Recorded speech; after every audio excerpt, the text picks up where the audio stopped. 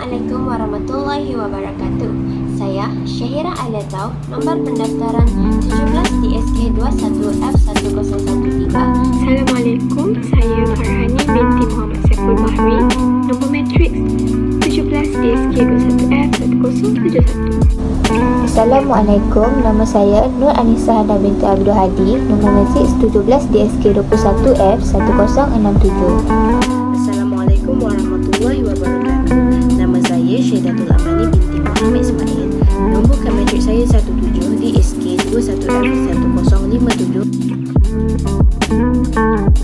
Berikut adalah isi kandungan yang akan saya dan rakan-rakan saya bentangkan selepas ini. Antaranya ialah maksud poligami. Yang kedua, sebab dan hikmah poligami dibenarkan. Topik yang hangatlah kawan-kawan. Sebab tu jangan keluar lagi tahu.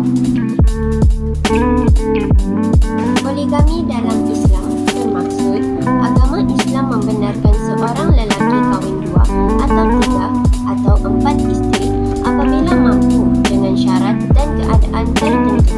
Walau bagaimanapun, Islam menetapkan si suami berlaku adil dan saksama kepada isteri-isterinya.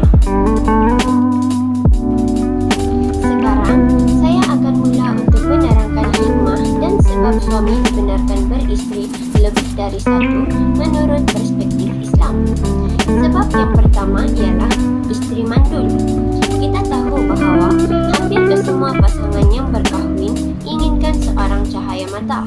Namun, apabila seorang isteri tersebut mandul dan tidak dapat melahirkan anak, pada ketika inilah Islam mengharuskan kaum lelaki untuk berkahwin dengan isteri kedua.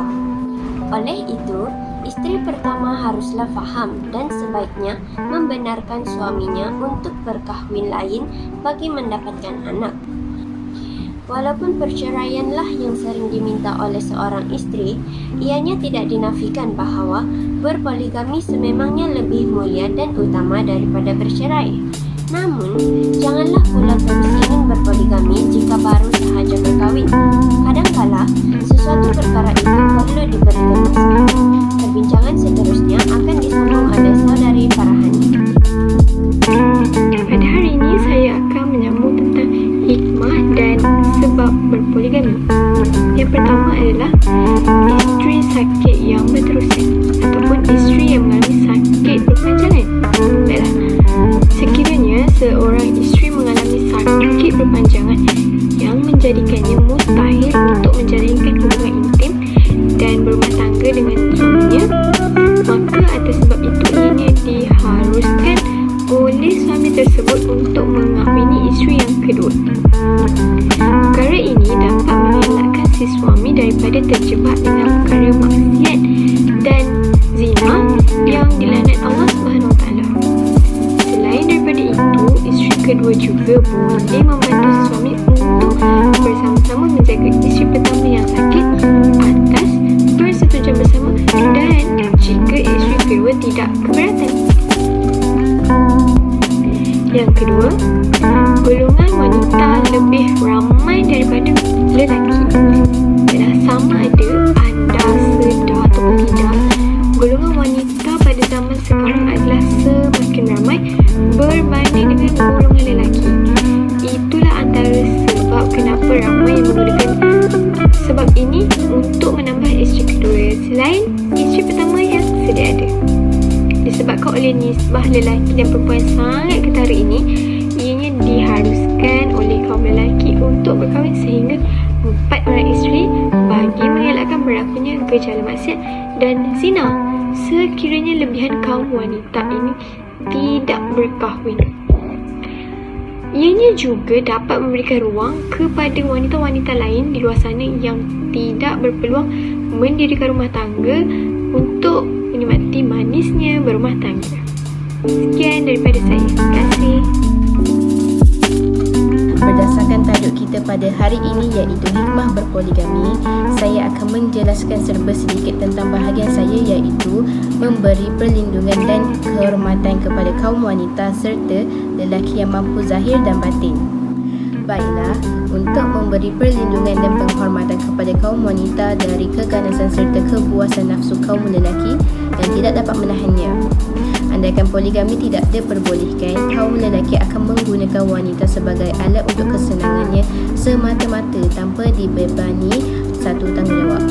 Akibatnya, kaum wanita akan menjadi simpanan atau pelacur yang tidak akan dilayan sebagai seorang isteri serta tidak pula mendapatkan hak perlindungan untuk dirinya.